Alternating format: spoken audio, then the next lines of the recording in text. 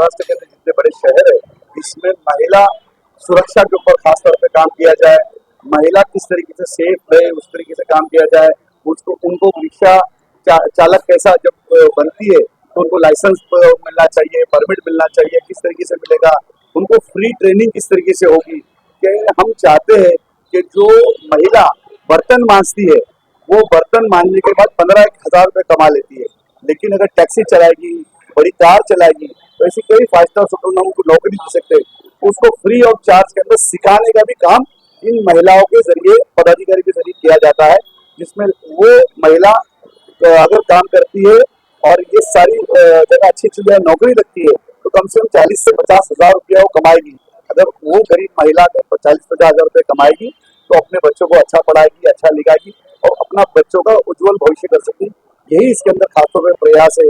कई मॉल्स के अंदर महिलाओं के लिए स्पेशल जो जाने के रास्ते होते हैं, वहाँ पे किस तरीके से सुविधा है कि नहीं है, वहाँ मॉल्स के अंदर फक्त महिलांसाठी पार्किंग आहे का नाही आहे, ये सब एक एक चीज होना चाहिए। कुर्ला के अंदर एक बहुत बड़ा कई सालों से हमने आंदोलन किया था कि हर जगह देखते रिक्शा स्टैंड तो होते लेकिन महिलाओं के लिए कोई सुविधा नहीं होती। फक्त महिलांसाठी एक स्टैंड के अंदर 3 रिक्शा के बाद चौथी रिक्शा आना चाहिए। ऐसी जितने भी महिलाओं की जितने भी मुद्दे हैं उसके ऊपर ये हमारी महिला विंग के लोग काम करेंगे। मैं उम्मीद करता हूँ, अल्लाह से दुआ करता हूँ कि जोरदार तरीके से अच्छा काम करे, खूब नाम करे, संगठन भी बढ़ाए और लोगों को जो जरूरत है महिलाओं को मुंबई शहर के अंदर, उसके अंदर लीगल सेल बोलकर ये अपना किरदार निभाए और काम करे। निशा जी, आप क्या कहना चाहेंगे, कितना पॉजिटिव बात है कि आपको ट्रांसपोर्ट सेक्टर में स्थान मिला है और कितनी तैयार है और क्या क्या चैलेंजेस आपको लगता है कि आने वाले आपके रास्ते और कितना सपोर्ट मिलेगा? पहले तो मैं बहुत ज़्यादा शुक्रिया करना चाहूँगी हाजी भाई का, क्योंकि उन्होंने मुझे इस काबिल समझा कि मैं ये जिम्मेदारी उठा सकूँ। और जो कि मैं लीगल फील्ड से आती हूँ, एक राइटर भी हूँ, तो मैं बहुत क्लोजली कनेक्ट हूँ लोगों से। मुझे दिखता है, समझता है कि क्या तकलीफें होती हैं। आप जब बीइंग अ फीमेल बाहर निकलते हो, ट्रांसपोर्ट आपके सबके जीवन का हिस्सा है। आधी जिंदगी तो मुंबई शहर में आपको ट्रैफिक में निकल जाती है, कहीं से आए जाए। तो मुझे लगता है कि इसमें मैं बहुत अपनी पूरी योगदान दे पाऊंगी और बाकी हाजी भाई के गाइडेंस पे तो मैं चीज़ें करना थोड़ा आसान हो जाएगा, मुझे ऐसा लगता है। एडवोकेट भी है, राइटर भी है और अभी एक नई जिम्मेदारी मिली है आपको, तो थोड़ा सा बताइए कि ये जिम्मेदारी को कैसे फॉलो करने वाली है और थोड़ा सा अलग है ये जिम्मेदारी आपके लिए, कुछ कहे आप इसके बारे में? जी, जिम्मेदारी अलग तो नहीं है, क्योंकि देखिए राष्ट्र प्रेम तो सबसे पहले होना चाहिए। जो कि मैं एक एडवोकेट हूँ, तो मैंने बहुत ग्राउंड लेवल से लोगों को देखा है, समझा है उनके प्रॉब्लम्स को, और निजी स्तर पे मैंने हमेशा कोशिश की है कि समाज के लिए कुछ कर सकूँ, और प्रयास रहा है, किया है। बट अभी हाजी साहब के गाइडेंस से ये समझ में आया कि पार्टी से जुड़कर साथ में काम करेंगे, इनके दिशा निर्देश से तो और मैं बेहतर कर पाऊंगी। तो ये नया नहीं रहेगा, लेकिन हाँ थोड़ा और बेहतर तरीके से कर पाऊंगी।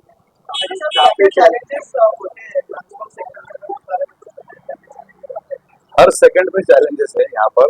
खड्डे का मसला होता है, लंबा भाड़ा छोटा भाड़े का मसला होता है, कभी फाइन का मसला हो जाता है, गाड़ी पंचर का हो जाता है, गाड़ी एयर लेने की उसका होता है। ऐसे कई अनेक हजारों समस्याएं ट्रांसपोर्ट के अंदर अलग अलग सेक्टर है।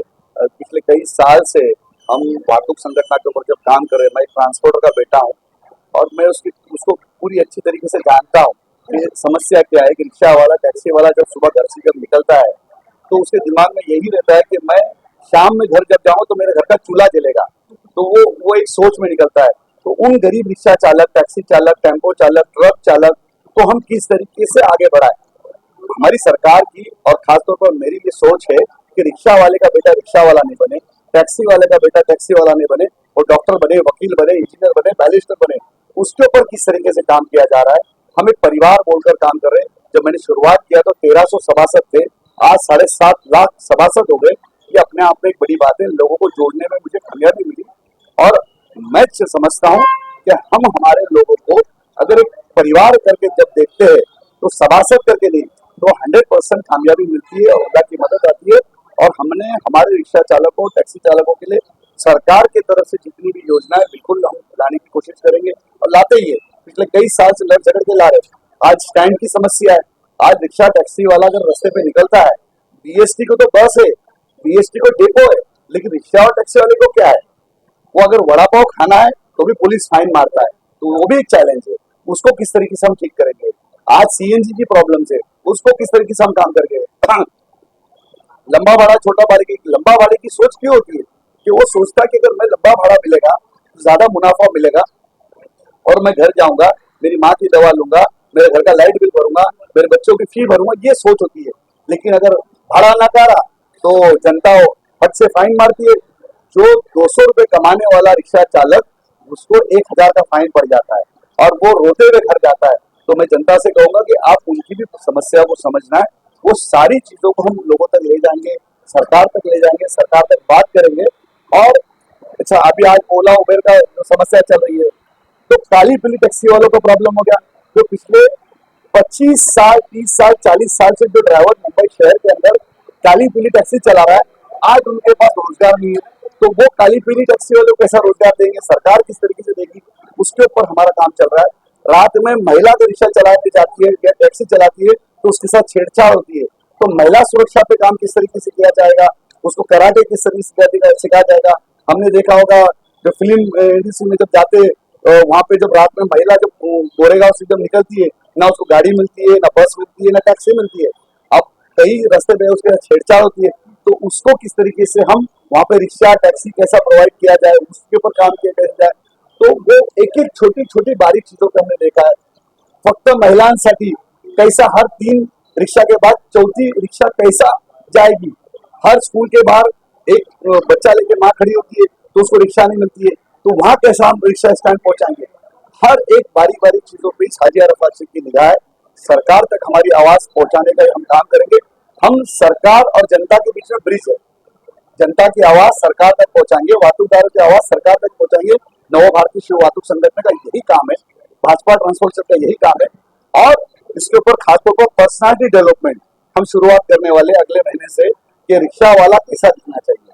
मुंबई में जो पर्यटक जब उतरता है तो सबसे पहले रिक्शा टैक्सी ड्राइवर को मिलता है, तो दिखने के बाद वाह बोलना चाहिए, छी नहीं बोलना चाहिए। इस शहर का एक अलग रुतबा है, तो उसको किस तरीके से पर्सनालिटी डेवलपमेंट हम कराएंगे? उसका लिबास कैसा होना चाहिए, उसके शू कैसे होने चाहिए, उसने ब्रश किया कि नहीं है। कई टैक्सी वाले रात में टैक्सी में सोते, तो उनकी नहाने की सुविधा, कैंटीन की सुविधा कैसी होगी मुंबई एयरपोर्ट के ऊपर, तो उसके ऊपर हम काम कर रहे हैं। ऐसे कई चीजें हैं जिसमें अलग अलग क्षेत्र में काम करेंगे और जिसमें महिलाओं का सेक्टर जो काम करने का उसके ऊपर महिला ही काम करेगी, तो ज्यादा आसानी मिलेगी। हम चाहते हैं कि आपके चैनल के माध्यम से मुंबई शहर के अंदर जो कोई भी महिला रिक्शा चलाना चाहती है, टैक्सी सीखना चाहती है या कार चलाना सीखती है, उसको सिखाने की भी जिम्मेदारी हमारी, लाइसेंस देने की भी जिम्मेदारी हमारी, और नौकरी देने की भी 5 स्टार होटल और बड़ी बड़ी कंपनी की जिम्मेदारी हमारी। और कोई भी किसी का एक पैसे का चार्ज नहीं किया जाएगा, वो हमारी संस्था की तरफ से फ्री किया जा रहा है। आप ईशा जी को, हमारे महिला पदाधिकारी को वाहतुक में आके बात कर सकते, मिल सकते।